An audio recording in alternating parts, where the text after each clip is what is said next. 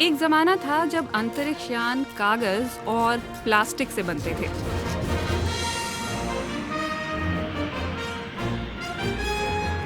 फिर उन पर बारीक एल्यूमीनियम डाला जाता था। फिर इंसान और चीजें जादुई तरीके से दूसरी जगहों पर पहुंच जाती थी। स्टार ट्रेक फिल्मों में हमने यही देखा है। कितना अच्छा होता अगर हम भी खुद को दुनिया में कहीं भी बीम कर सकते।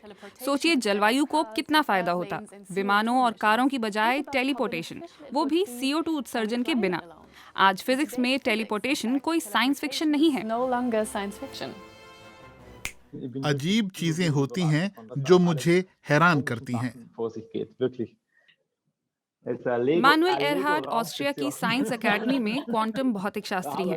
अंतरिक्ष में घूमना उनका शौक है। अपने काम के दौरान वो टेलीपोर्टेशन या कहिए क्वांटम टेलीपोर्टेशन की अजीब और अनोखी दुनिया में गोता लगाते रहते हैं।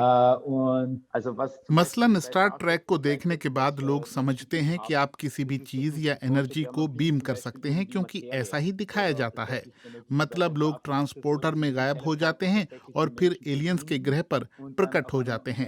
समानता यह है कि सिस्टम हूबहू वैसी ही चीज दूसरी जगह पर बना देता है। इससे भी बड़ी बात, ये काम तुरंत होता है।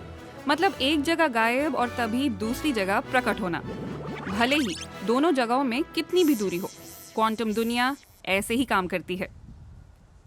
यानी यात्रा में कोई उत्सर्जन भी नहीं होगा और वक्त भी नहीं लगेगा।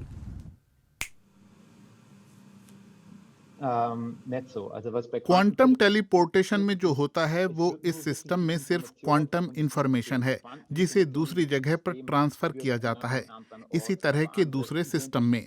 लेकिन वो पदार्थ जो एटम या फोटोन या फिर अन्य किसी चीज से बना हो वो ट्रांसफर नहीं होता। मतलब वो गायब नहीं होता। जो गायब होता है वो है सूचना, वो नष्ट हो जाती है।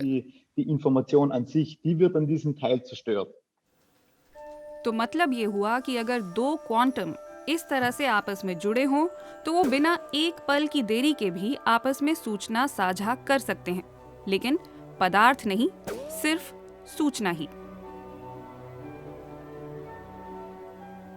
तो फिर क्या ऐसा नहीं हो सकता कि मैं खुद को क्वांटम में बांट दूं और फिर उनकी सूचना दूसरे क्वांटम क्लाउड को भेज दूं? फिर मुझे उन्हें बस ठीक से असेंबल करना होगा। देखिए, अभी हम ऐसा कुछ नहीं जानते हैं जो कहे कि ऐसा नहीं हो सकता, लेकिन इसके लिए बिल्कुल अलग तरीके से काम करना होगा। हमें उनसे बिल्कुल अलग सेटअप की जरूरत होगी जो अभी हमारे पास हैं। अगर मैं इसे संभव बनाने वाला कोई उपकरण बना दूं और आप कहें कि मैं खुद को इसके अंदर रख दूं, तो मैं कहूंगा नहीं।